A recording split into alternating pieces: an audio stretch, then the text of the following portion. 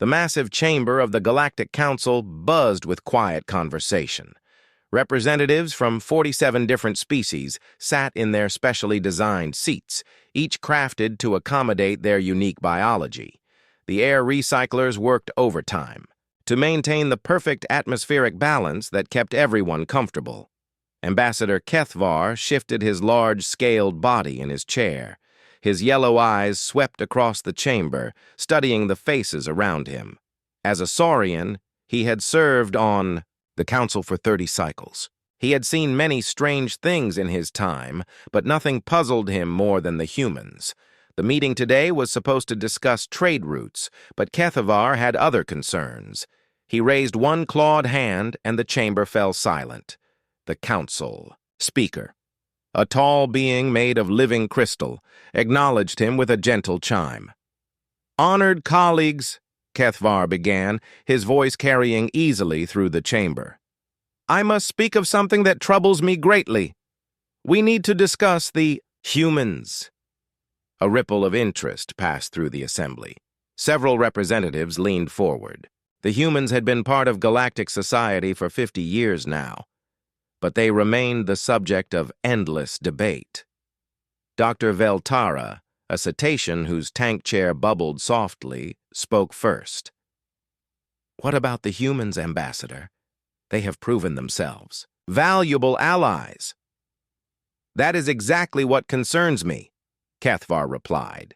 He stood, his impressive height casting a shadow across several nearby seats. "Think about what we know of their world. Earth is what we classify as a Class 9 death world. Everything there evolved to kill or be killed." The Altarian representative, her feathers rustling with nervousness, nodded.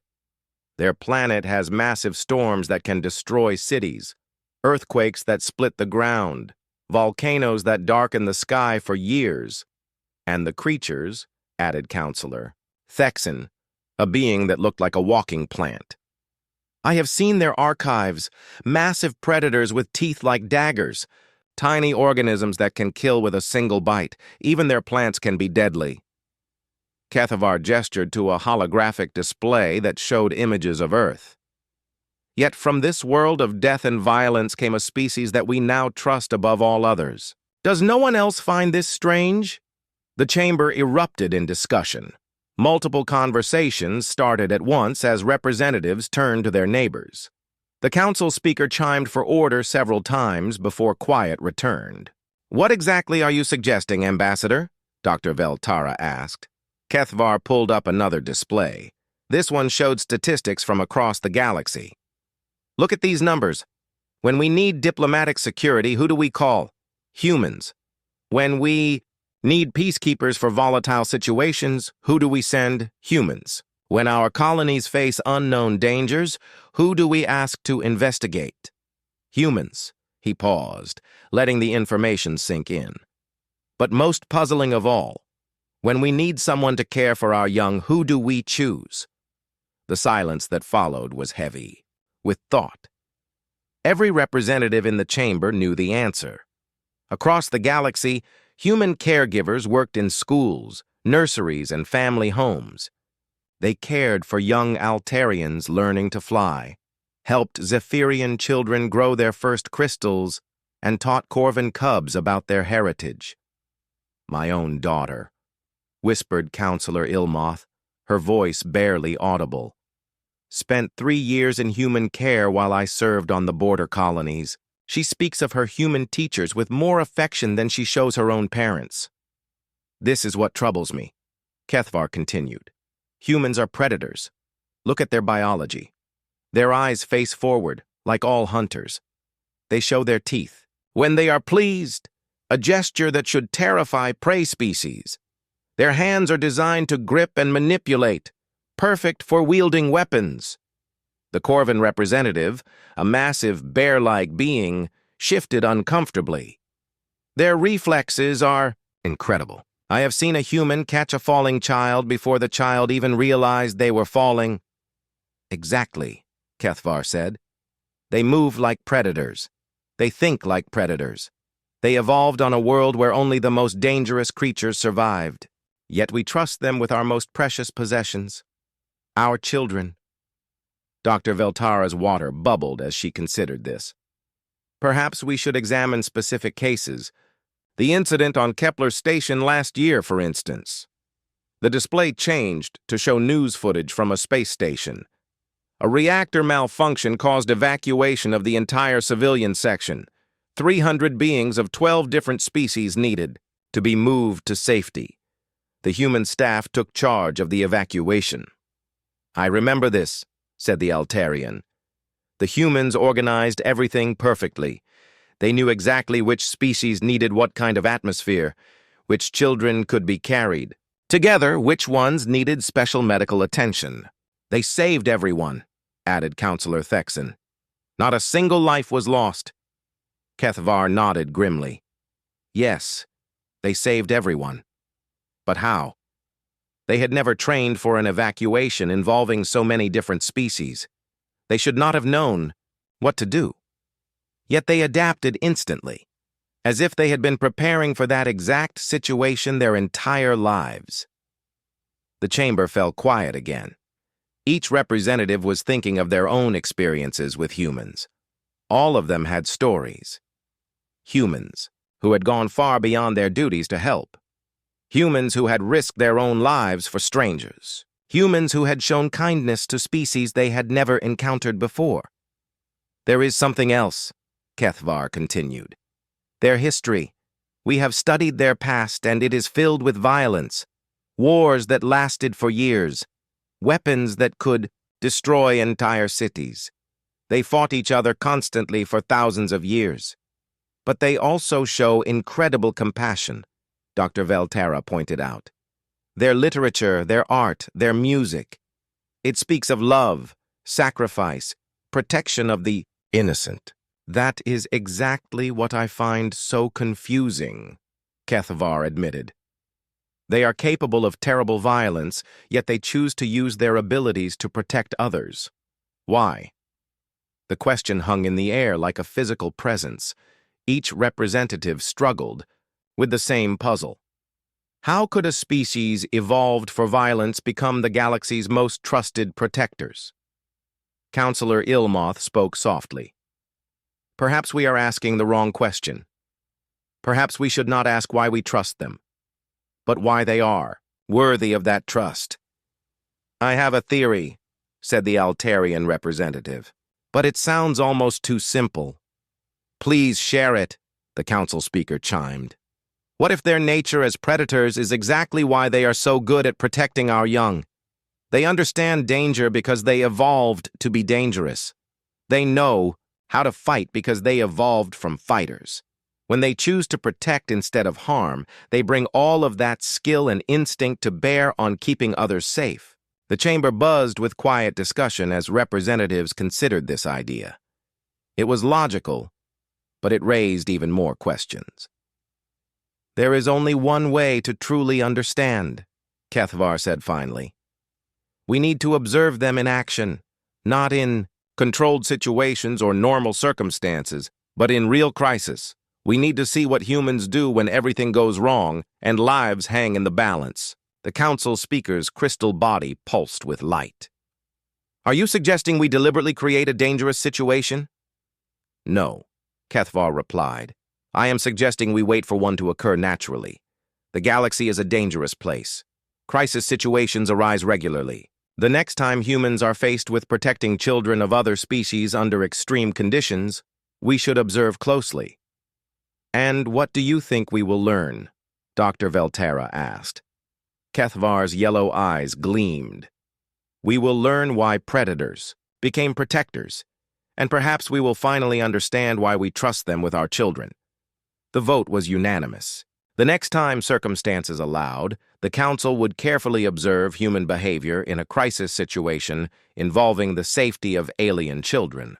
They would finally get their answer to the question that had puzzled them for 50 years. None of them knew that their answer would come sooner than expected, and in a way that would change how the entire galaxy viewed humanity forever. The distress signal reached the Council monitoring station at 0347 Galactic Standard Time. Emergency operator Zixtal, a 6-armed hexapod, immediately recognized the severity codes flashing across her screens. A joint research expedition had crashed on an uncharted world in the Outer Rim. Council emergency response. This is Research Vessel Harmony. The voice crackled through static. We have crashed on planet designation XK739. Multiple casualties.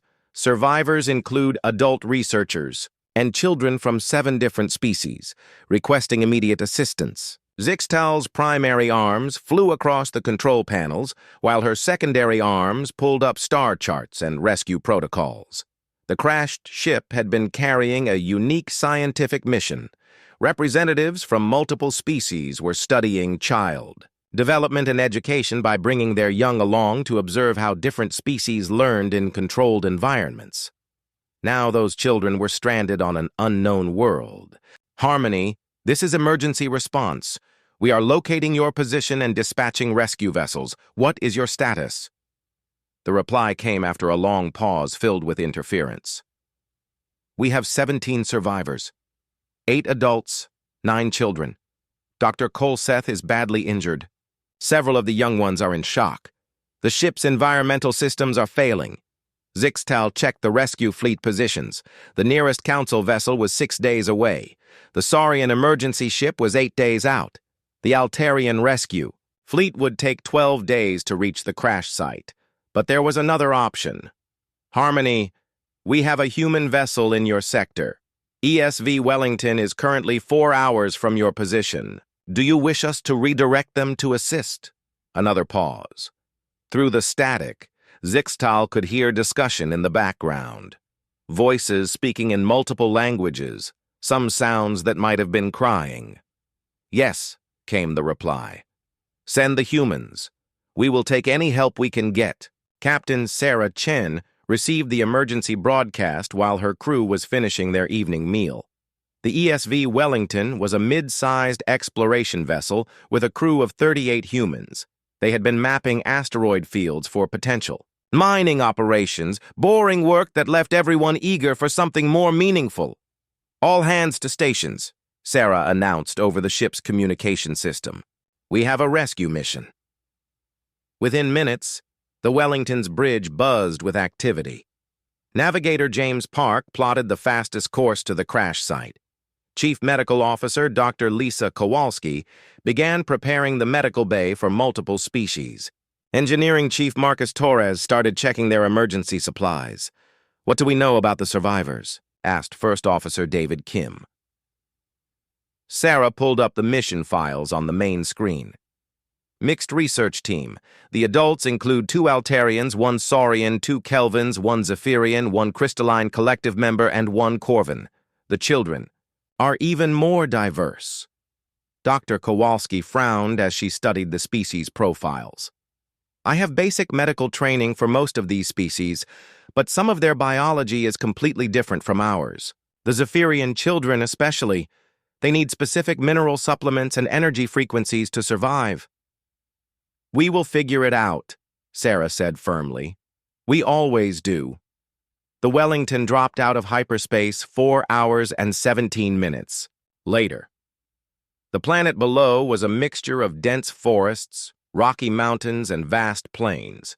Massive storm systems swirled across 2 of the continents. Long-range scans showed abundant life signs, including several large predator species.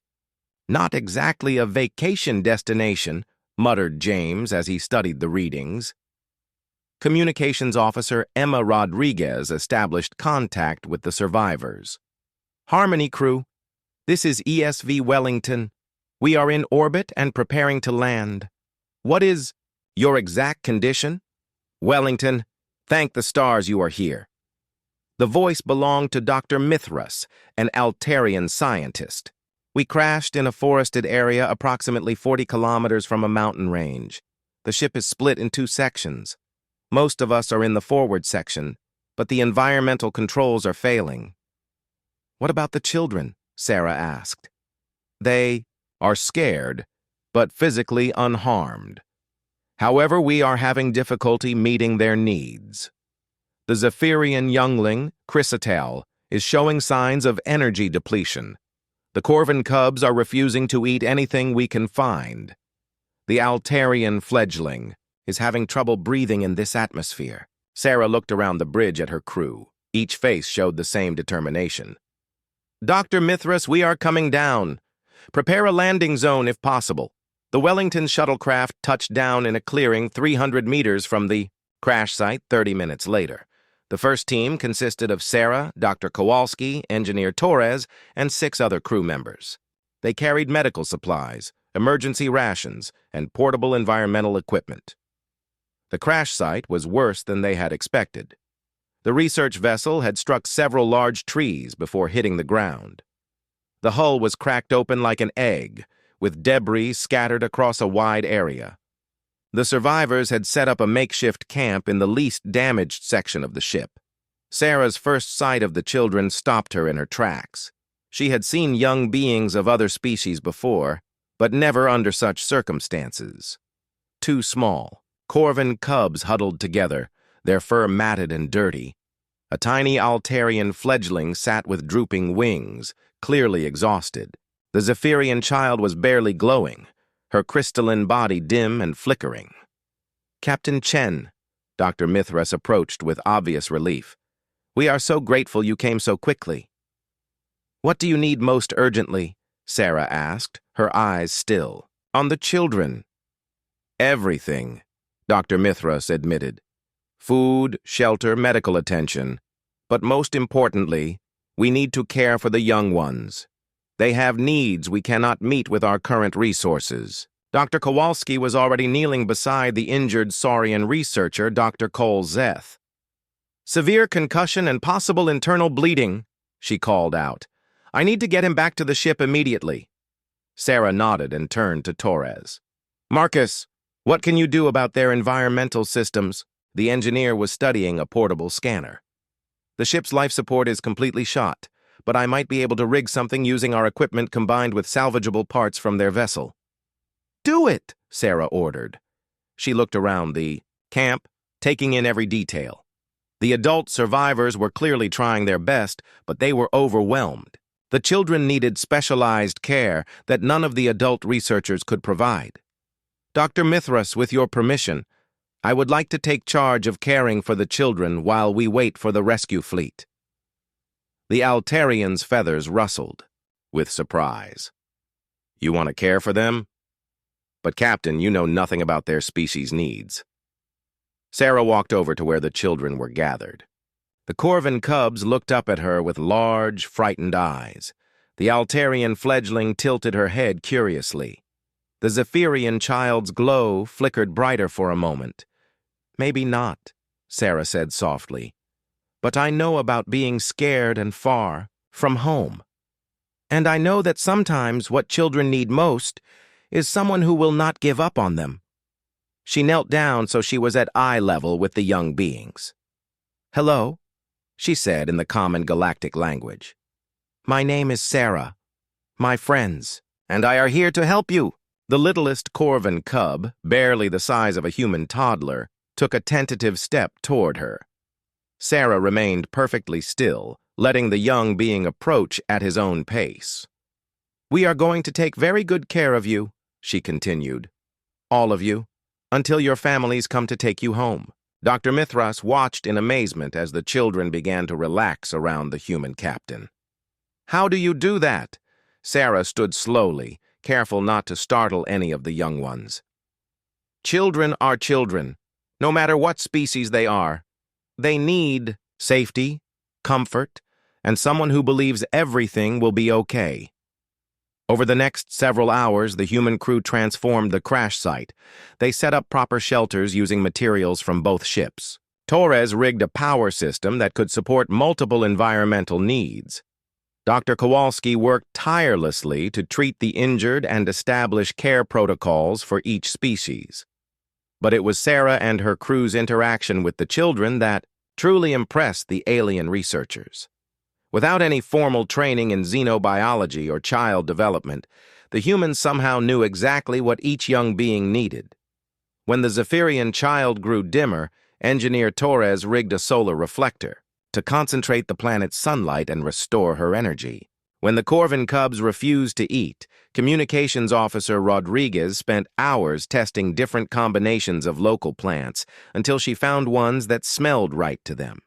When the Altarian fledgling had trouble breathing, Dr. Kowalski adjusted the atmospheric mixture in their shelter until the young bird was comfortable.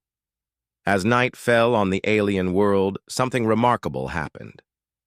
The children, who had been frightened and withdrawn all day, began to gather around the human crew members. They sought comfort from beings who barely knew their species existed. Dr. Mithras stood at the edge of the camp, watching in wonder as Captain Chen sat by the shelter entrance, keeping watch while several of the children slept nearby. The human woman's eyes constantly scanned the surrounding forest, alert for any sign of danger. "She is protecting them," Dr. Mithras whispered to herself. "Not because she has to, but because she has chosen to." In orbit above them, unknown to the survivors, Council observation, dawn on the alien world brought new challenges. Captain Sarah Chen woke before the others, as she had every morning of her military career. The habit had served her well during her years in space, and it served her especially well now. She quietly checked on each of the children before stepping outside the shelter to assess their situation. The planet was beautiful in the early morning light, but Sarah's trained eye saw the dangers hidden beneath the beauty. Movement in the forest that suggested large predators. Plants that sparkled with what might be toxic sap. Scorch marks on distant trees that hinted at atmospheric electrical discharges. "Captain?" Dr. Kowalski approached quietly, carrying her medical scanner. "I need to talk to you about Crystal." The Zephyrian child had been stable through the night, but her crystalline body was still dimmer than it should be. Sarah followed the doctor to where the young being sat near Torres's improvised solar collector. "The concentrated sunlight is helping," Dr. Kowalski explained. "But it is not enough. According to the research files, Zephyrian children need specific mineral frequencies in addition to light energy. Without them, she will continue to weaken." Sarah studied the small crystalline being. Crystal was no bigger than a human 5-year-old, but her body was made of living crystal that shifted colors based on her emotional state. Right now, she was a dull gray that suggested both fear and illness. "What kind of minerals?" Sarah asked. "Rare. Earth elements primarily. Things like neodymium, europium, terbium. The problem is, we have no idea if this planet even has those elements, much less where to find them." Sarah knelt beside Crystal and spoke softly in the common language. "How are you feeling this morning?" The child's crystal body flickered slightly, brighter. "Tired," she replied in a voice like wind chimes. "And hungry, but not for food." "I know," Sarah said gently. "We are working on finding what you need." Engineer Torres appeared at Sarah's shoulder. "Captain, I might have an idea. The shuttle's sensor array can detect mineral compositions. If the elements Dr. Kowalski needs exist on this planet, I can find them." Within an hour, Torres had reconfigured the shuttle's sensors into a portable mineral detector. The results were promising. The mountain range 40 kilometers away showed significant deposits of rare Earth elements. "The good news is, the minerals are there," Torres reported. "The bad news is, they are in caves deep inside those mountains." Sarah looked at the distance involved, then at the children who depended on them. "How long would it take to get there and back?" "With the shuttle, maybe 6 hours total." "But, Captain, those caves could be dangerous. We have no idea what might be living in them." Sarah was quiet for a moment, weighing the risks. While she thought, Communications Officer Rodriguez approached with her own concern. "Captain, we have another problem. The Corvin cubs are not eating enough. I found some plants they will eat, but I do not think they are getting proper nutrition. They are losing weight."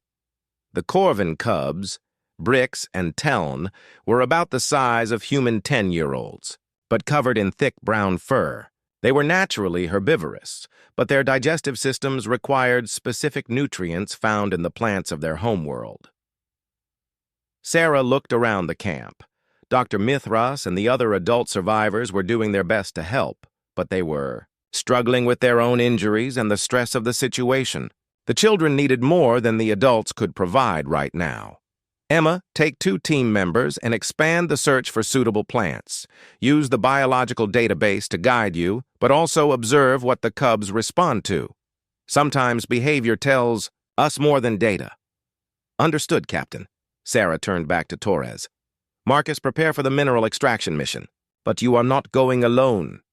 Captain, I can handle it, Torres protested. I am sure you can, but I am coming with you. The children need those minerals, and I will not risk losing our only engineer to whatever might be in those caves. Dr. Kowalski looked concerned. Sarah, if you both leave and something happens to you, we will have no way to contact the rescue fleet. Then we will make sure nothing happens to us, Sarah replied firmly. As the 2 humans prepared for their dangerous mission, something interesting was happening back at the camp. The Altarian fledgling, whose name was Pipra, had been watching the human crew with intense curiosity. Altarians were naturally intelligent and observant, and even as a child, Pipra noticed things others missed. Dr. Mithras, she said to her species representative, why do the humans work so hard for us? Dr. Mithras, who was resting with a bandaged wing, considered the question. They are helping because we need help, young one. But they do more than help, Pipra observed. When Chrysatal was sad last night, the human female Sarah sat with her and sang strange songs. When Brix had a nightmare, the human male David carried him around the camp until he felt safe again. They do not have to do these things. Dr. Mithras had noticed the same behaviors, and they puzzled her too. Perhaps humans are simply very kind. No, Pipra said thoughtfully. It is more than kindness. Watch how they look at us. They look at us the way my parents look at me. Meanwhile, Sarah and Torres were making their way through the forest toward the mountains. The alien terrain was challenging, with thick undergrowth and unstable rocky areas. But both humans were experienced explorers, and they moved with the confident efficiency of people who had faced danger before. Captain, Torres said as they paused to check their direction, can I ask you something? Of course. Why are we doing this? I mean, really doing this? We could wait for the rescue ships. The Council would understand if we just kept everyone alive until help arrived. Sarah was quiet for a moment as she studied the mountain path ahead. Marcus, do you have children? No, ma'am. Never found the right person, I guess. I do not either, Sarah said. But when I look at those young ones back at camp, something inside me says they are my responsibility now. Not because of duty or orders, but because they need someone to care for them, and we are here. Torres nodded slowly. I think I understand. It is like they become our children, temporarily. Exactly. And what would you do for your own child? Anything. Torres replied without hesitation. Then you understand why we are hiking through an alien forest to dig rare earth elements out of a mountain cave. They reached the cave entrance 2 hours later. The opening was larger than expected, easily big, enough for several people to enter at once, but the darkness beyond was complete, and their portable lights only penetrated a few meters. Life signs? Sarah asked as Torres scanned the cave. Nothing close to the entrance. But, Captain, this cave system goes deep. There could be anything in there. Sarah checked her equipment one more time. Then we go in ready for anything.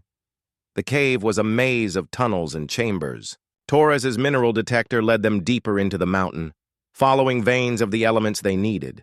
The walls sparkled with crystalline formations, and the air grew colder as they descended. Here, Torres said finally, stopping in a large chamber. The concentration is highest in this area. Sarah aimed her light at the walls and saw what they were looking for. Veins of colorful minerals ran through the rock like frozen lightning. How much do we need? For Kristall's immediate needs, maybe 2 kilograms. But if we take more, we could synthesize supplements for the journey home. They worked quickly, using portable tools to extract the precious minerals. Sarah kept watch while Torres worked, her senses alert for any sign of danger. The cave was silent except for the sound of their tools and their own breathing. That was when they heard it. A low rumbling from deeper in the cave system. Not mechanical, but organic. Something large was moving in the depths. "Marcus," Sarah said quietly, "how much more time do you need?" 5 minutes, maybe 10. The rumbling grew closer. Sarah could feel vibrations through the cave floor. "You have 3 minutes." Torres worked faster, filling their containers with the mineral samples. The rumbling was definitely getting closer now, and Sarah could see a faint glow coming from one of the deeper tunnels. "Time's up," Sarah announced. "We leave now." They gathered their equipment and headed for the cave entrance. Behind them, the glow grew brighter and the rumbling louder. Something was definitely following them.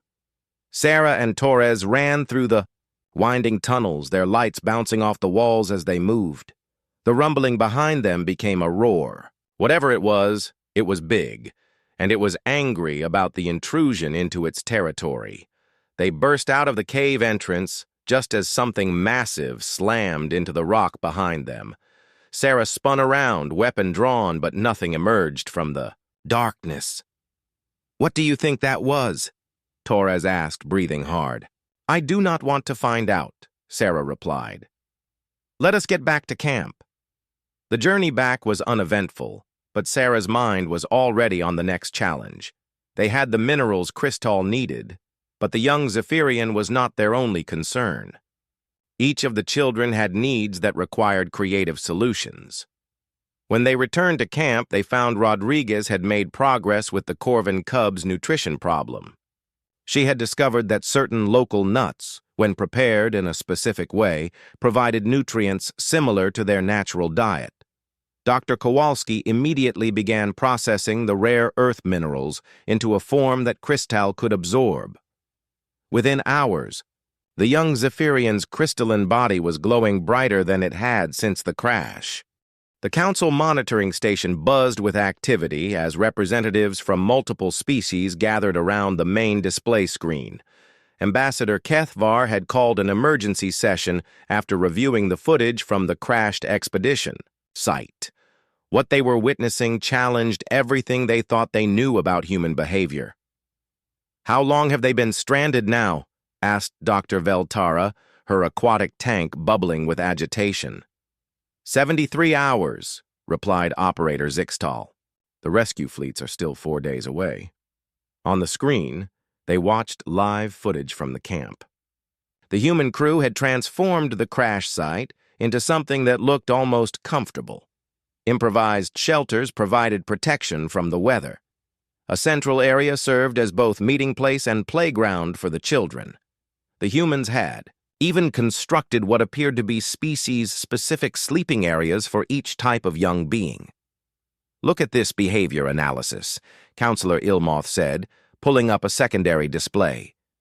"The humans have adapted their daily routines to match the biological needs of each child species. They wake up early to prepare the morning energy boost for the Zephyrian child. They schedule quiet time during the midday heat for the Altarian fledgling. They organize group activities in the evening when the Corvin cubs are most active."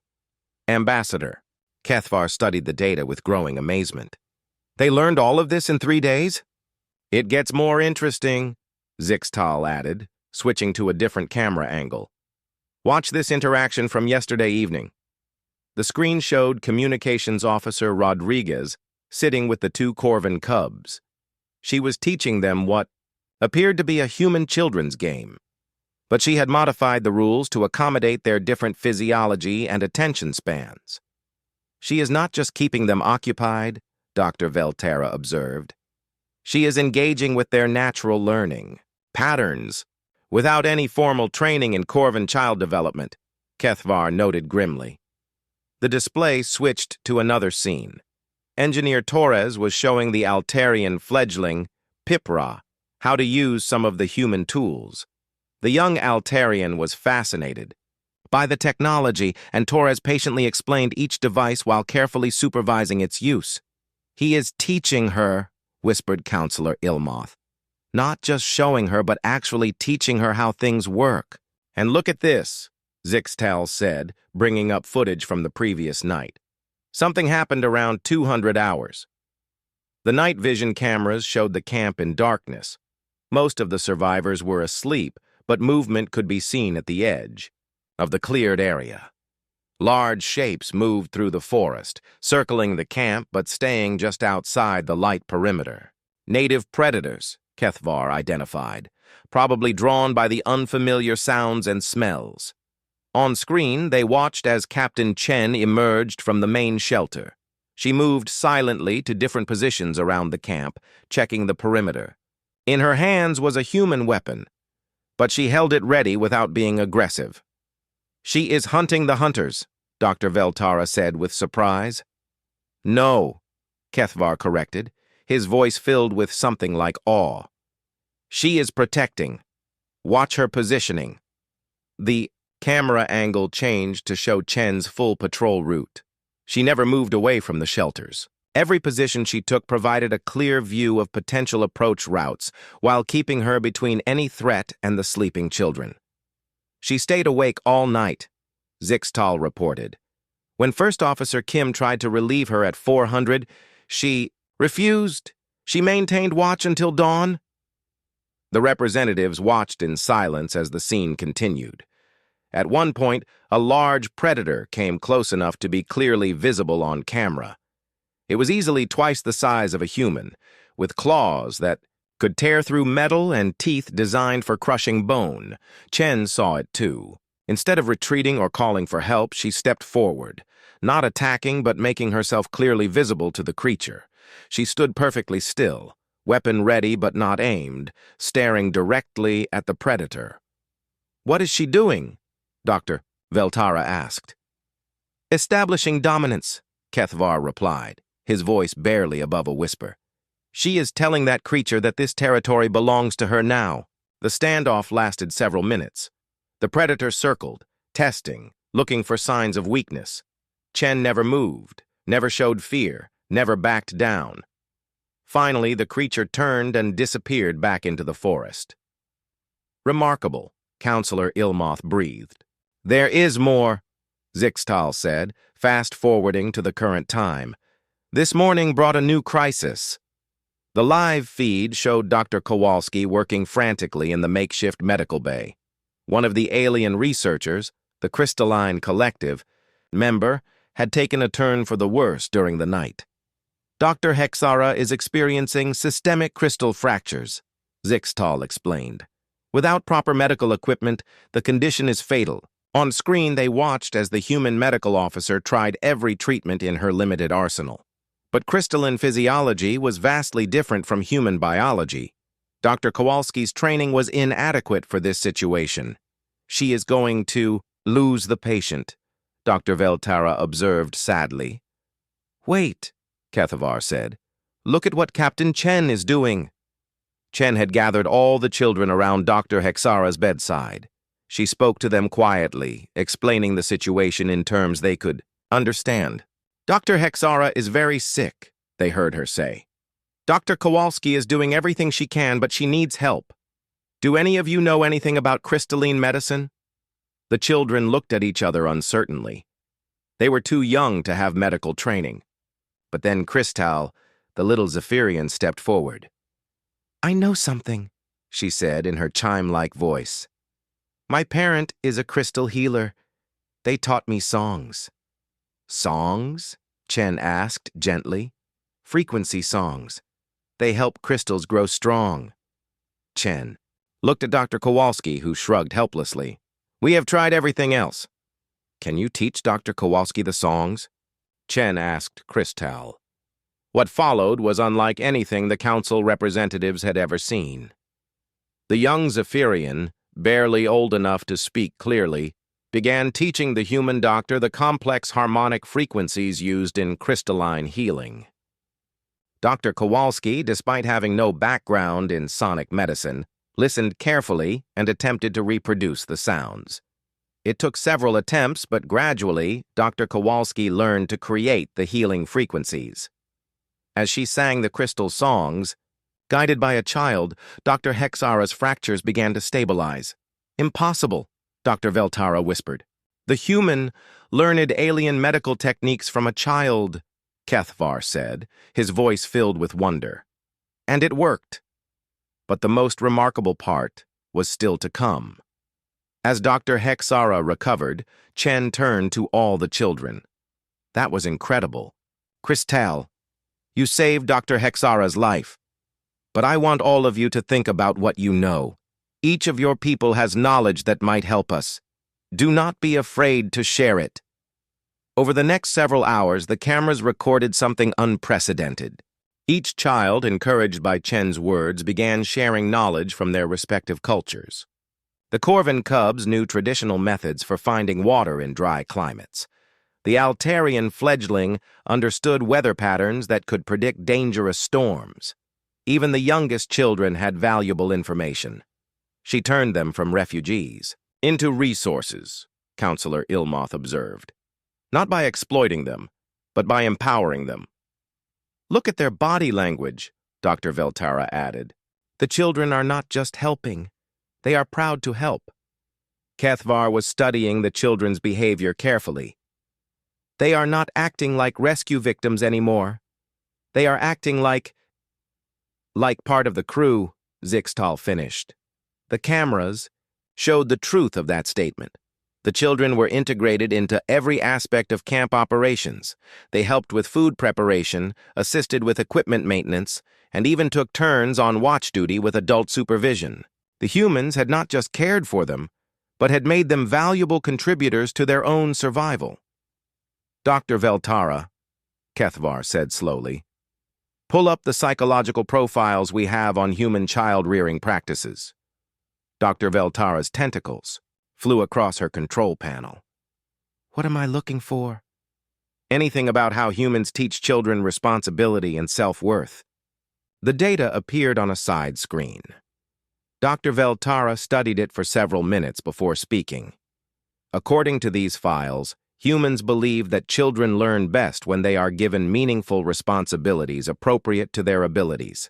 They call it building confidence through competence. "So what we are seeing," Kethvar said thoughtfully, "is not just humans caring for alien children. We are seeing humans raising alien children according to human principles of child development. But these principles are working across species lines," Counselor Ilmoth pointed out. "How is that possible?" Before anyone could answer, alarms started sounding in the monitoring station. Zixtal's hands flew across her controls as new data flooded in. "What is it?" Kethvar demanded. "The planet," Zixtal replied, her voice tight with concern. "There is a massive storm system moving toward the crash site. Category 7 atmospheric disturbance with electrical discharges and winds over 200 kilometers per hour. On the main screen, they could see the storm approaching. It was a towering wall of dark clouds crackling with energy. The crash site would be directly in its path. "How long until it hits?" Dr. Veltara asked. 6 hours, Zixtal replied. "And how long until the rescue fleets arrive?"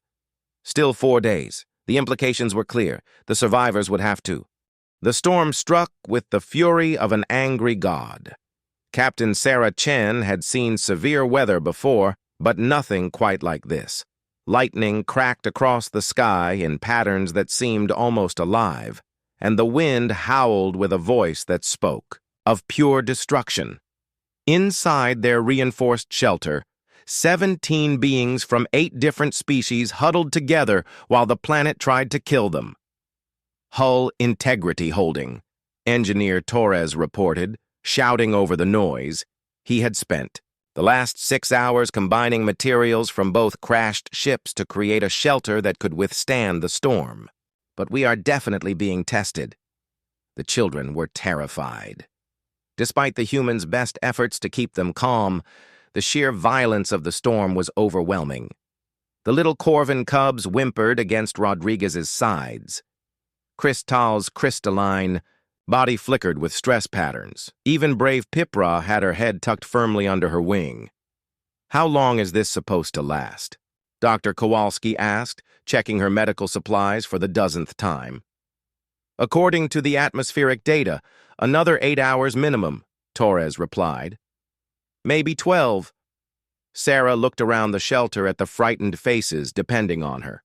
The adult alien researchers were doing their best to help, but several were still recovering from injuries. The real responsibility for keeping everyone alive fell to her crew. That was when the first breach occurred. A section of the shelter wall, weakened by repeated lightning strikes, suddenly tore open. Wind and rain exploded into their safe space. Along with debris from the forest outside, several of the children screamed in terror. "Emergency repair team!" Sarah shouted. Torres and 2 other crew members immediately moved to seal the breach while Sarah organized everyone else away from the damaged area. "Captain," Dr. Mithras called out, "Brix is missing." Sarah spun around, quickly counting the children. The smallest corvan cub was indeed gone. In the chaos of the breach, he must have been swept toward the damaged wall. "Emma, stay with the other children," Sarah ordered Rodriguez. "Marcus, keep working on that breach. David, you are with me." Sarah and First Officer Kim grabbed emergency gear and headed for the shelter entrance. Outside, the storm was like stepping into hell. The wind was so strong it was difficult to stand, and the lightning was constant enough to turn night into strobing day. "Brix!" Sarah called, knowing her voice would never carry over the storm. She switched to her helmet's external speakers. "Brix! Where are you?" A faint sound reached them from the direction of the forest. It might have been a cry for help, or it might have been the wind playing tricks. Sarah did not hesitate. "David, maintain communication with the shelter. If we lose contact, you get back to the others no matter what." "Understood, Captain. But Sarah, this is insane. We will never find him in this." Sarah was already moving toward the sound. "Then we make sure we do not lose him." The forest in the storm was a nightmare landscape. Trees bent nearly horizontal in the wind. Lightning set fires that were immediately extinguished by the driving rain. Debris flew through the air like projectiles. Sarah found Brix 20 meters from the shelter, trapped under a fallen branch and too frightened to move. The little cub was soaked and shivering, his thick fur offering little protection against the alien storm. "It is okay," Sarah said, kneeling beside him despite the wind trying to knock her over. "I am here. Everything is going to be fine." She worked quickly to free the cub from the branch. Brix was not seriously injured, but he was in shock and hypothermic. Sarah wrapped him in her emergency thermal blanket and picked him up. That was when she saw the predator. It was the same creature that had circled their camp the night before, or one very much like it. The storm had driven it from its normal territory, and it was angry, confused, and looking for something to attack. "David," Sarah said quietly into her communicator, "continue back to the shelter, now." "Captain, what is wrong?" "That is an order, Commander." Sarah stood slowly, cradling the frightened cub against her chest. The predator was only 10 meters away, its eyes reflecting the lightning flashes. It was easily 3 times her size, with claws that could shred armor and jaws that could crush bones. Between her and safety stood a creature that evolution had designed to be the perfect killer. But between that creature and the child in her arms stood something else entirely, something that had not evolved to be perfect at killing, but had chosen to be perfect at protecting. Sarah stared directly into the predator's eyes and took a step forward. The creature snarled, showing teeth like daggers. Sarah took another step, forward. Her free hand moved to her sidearm, but she did not draw it. Not yet. "You want to get to him?" Sarah said aloud, knowing the creature could not understand her words, but hoping it would understand her tone. You go through me first. The predator circled, looking for an opening. Sarah turned with it, keeping herself between the creature and bricks.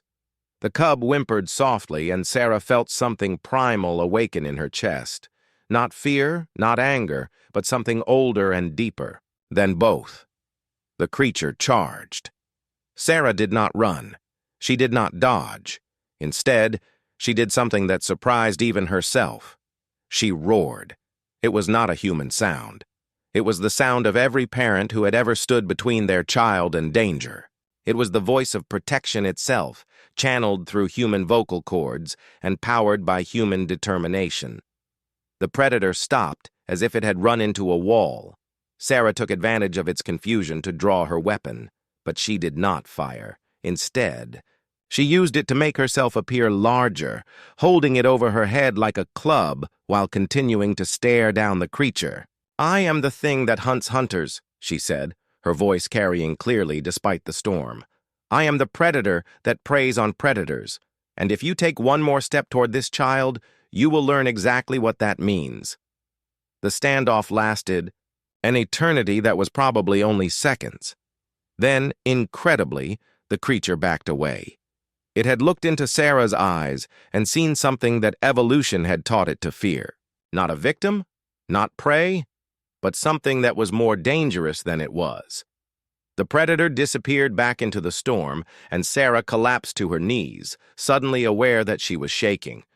Bricks looked up at her with wide, trusting eyes. Captain Chen, came David's voice through the communicator. Are you all right? I heard something that sounded like, We are fine, Sarah replied, getting back to her feet. We are coming home.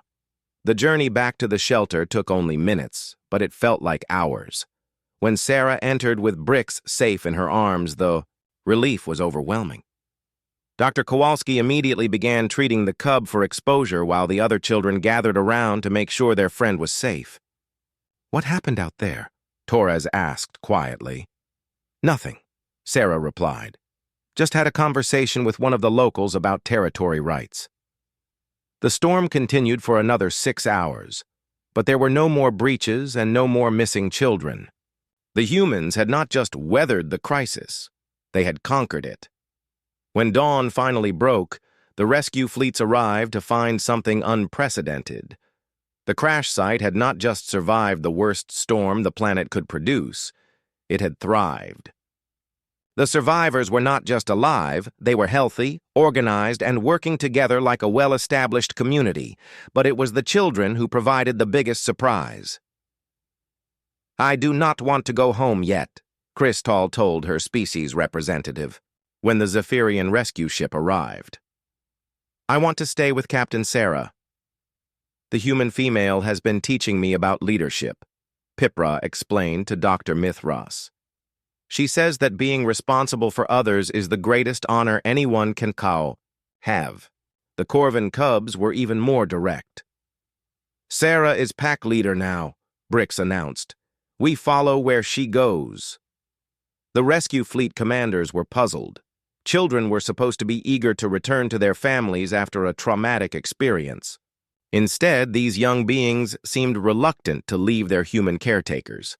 In orbit, the Council monitoring station was in chaos as representatives tried to process what they had witnessed.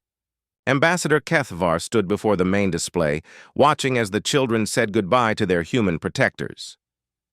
Dr. Veltara, he said finally, I believe we have our answer.